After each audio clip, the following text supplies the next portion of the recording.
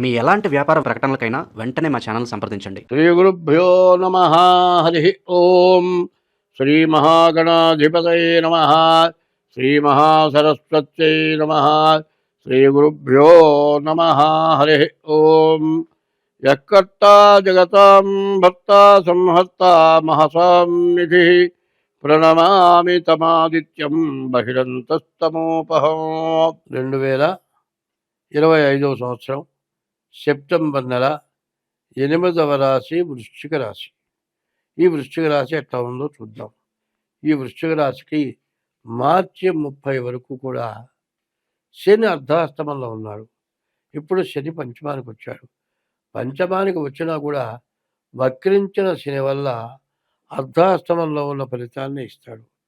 కానీ ఈ రాశి వాళ్ళకి 3 గ్రహాలు రవి, శుక్రుడు, బుధుడు బాగున్నాడు.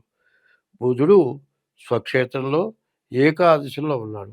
ఈ ఏకాదశిలో ఉన్నటువంటి బుధుడు మంచి వ్యాపారంలో మంచి లాభాన్ని ఇస్తాడు. రవి కూడా దశమంలో ఉండటం చేత చదువుకున్నటువంటి వాళ్ళకి చదువు సాముద్రికంలో చెబుతాడు. రవిరేఖ ఎవరికైతే ఉండదో వాళ్ళకి ఎన్ని రేఖలున్నా ఏమీ ఉపయోగం లేదన్నారు. రవి అంటే ఏంటి? సూర్యుడు. ఈ సూర్యుడు నవగ్రహాలన్నిటికీ కూడా అధిపతి సూర్యుడు. అటువంటి రవి స్వక్షేత్రంలో దశమంలో మంచి బలంగా ఉన్నాడు. శుక్రుడు కూడా బలంగా ఉన్నాడు. బుధుడు ఏకాదశిలో మంచి లాభస్థానంలో ఉన్నాడు. కానీ గురువు మాత్రం అష్టమంలో ఉన్నాడు. మరి కుజుడు మాత్రం ద్వాదశంలో ఉన్నాడు. ఈ కుజ గురువుల వల్ల విపరీతమైన ఖర్చు, విపరీతమైన నష్టం, పూర్తిగా అనవసరమైన ఖర్చులు వస్తాయి. ఇటువంటి వాటిని తప్పించుకోవాలి అంటే ఈ రాశి వాళ్ళు తప్పనిసరిగా జాతకం చూపించుకోవడం చాలా అవసరం. జాతక రీత్యా మీకు ఏ దోషాలు ఉన్నాయో ఆ దోషాలు పోగొట్టుకోవడం చాలా అవసరం. నేను ఒకటే చెబుతూ ఉన్నా, సంపాదించకపోతే పర్వాలేదు, ఉన్నదాన్ని పోగొట్టుకోకుండా ఉంటే చాలా అవసరం. ఇప్పుడు బుధుడు ఏకాదశిలో ఉంటే ఎంతోమంది చేసే వ్యాపారం కంటే ఇప్పుడు చేసే వ్యాపారం వల్ల మంచి లాభం, మంచి ఆదాయం మీకు వస్తుంది. అట్లాగే రవి 10ంట స్వక్షేత్రంలో ఉన్నటువంటి రవి మీకు బాగా పూర్తిగా ఉపయోగపడతాడు. దశమంలో ఉన్న శుక్రుడు బాగా ఉపయోగపడతాడు. అగ్నికి ఆద్యం పోసేట మంట మండే దాంట్లో నెయ్యి పోస్తే మంటకి విపరీతమైన బలం వచ్చి దేశమే తగలబడిపోయేంత పరిస్థితి వస్తుంది. కాబట్టి ఈ కుజుడు ద్వాదశంలో, గురువు అష్టమంలో ఉండటం విపరీతమైన నష్టం. అష్ట కష్టాలు అంటారు. 8 రకాల కష్టాలు. ఇట్లాంటి కష్టాలు వచ్చి మరి అనవసరమైన ఖర్చులు వచ్చి తట్టుకోలేనటువంటి బాధలు వచ్చి ఉన్నది మొత్తం పోగొట్టుకొని చేతిలో రూపాయి లేకుండా ఇబ్బంది పడే పరిస్థితులు రావటానికి గురు కుజులు మీకు ఇబ్బంది పెట్టే లక్షణాలు ఉన్నాయి. రవి, శుక్రుడు, బుధుడు వీళ్ళ వల్ల మీకు మంచి ఆదాయం, మంచి సమస్య, బాగుండేటువంటి లక్షణం. వివాహం కాని వాళ్ళకి వివాహం అవటం, సంతానం లేని వాళ్ళకి సంతానం కలగటం, చదువుకున్న వాళ్ళకి ఉద్యోగం రావటం, ఉద్యోగం చేసే వాళ్ళకి ప్రమోషన్ రావటం, ఉద్యోగం చేసేవాళ్ళు మరి విదేశాలకు వెళ్ళే వాళ్ళకి కూడా మంచి అవకాశం, వ్యాపారం చేసే వాళ్ళకి వ్యాపారం బాగా సాగటానికి పూర్తిగా మంచి సమయం కనపడుతుంది. అయితే ఇది గోచారం. ఈ గోచారం అంటే ఎట్లా ఉంటుంది? జన్మ నక్షత్రం, పుట్టిన తారీఖు, నెల, సంవత్సరాన్ని బట్టి జన్మ నక్షత్రం వస్తుంది. ఈ జన్మ నక్షత్రాన్ని బట్టి రాశి వస్తుంది. ఏదో పిలిచే పేరుని బట్టి నా రాశి వృశ్చిక రాశి అనుకుంటే నేను చెప్పగలిగింది లేదు.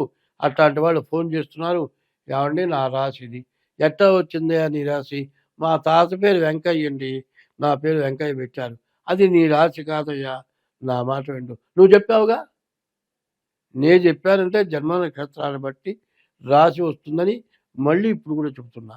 మీరు బాగా గుర్తుంచుకోండి. ఎందుకంటే మీకు పూర్తిగా చదువు లేకనో లేకపోతే నలుగురిలో తిరక్కనో వివరం తెలియకనో నన్ను అడుగుతున్నారు. మిమ్మల్ని నేనేమంటలే. మీ రాశి తెలియాలంటే పుట్టిన తారీఖు, నెల, సంవత్సరం, టైము ద్వారా నీ రాశి, నీ లగ్నం 2 వస్తాయి. రాశి 25 వంతులే తిరుగుతుంది, లగ్నం 75 వంతులు తిరుగుతుంది.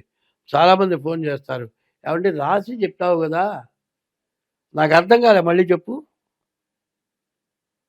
మనిషికి నేను రాసి ఇవ్వడానికి ఖాళీగా కూర్చున్నానా? నాకు గూడా పనులుంటాయి. ఇప్పుడు యూట్యూబు షూటింగ్ ఇస్తున్నా. ఇట్లాంటి టైంలో ఫోన్ చేస్తారు. "ఏందయ్యా! నా రాసి చెప్పవయ్యా పలానా రాసి. నిన్న చెప్పావుగా రాసి, నాకు సరిగ్గా తెలియలే." సరిగ్గా తెలియకపోతే 10 సార్లు చూసుకో. అర్థమవుతుంది. చెప్పింది మళ్ళీ మళ్ళీ చెప్పమంటే అసలేమిటి నేను ఎటువంటి వాడిని? ఇట్లాంటి ఆలోచన లేకుండా చాలామంది రకరకాలుగా అంటూ ఉన్నారు. కాబట్టి నేను చెప్పేది రాసి అనేది తెలుసుకోవాలి. వివరం తెలియాలి. మీ డేట్ ఆఫ్ బర్త్ ద్వారా రాసొస్తుంది.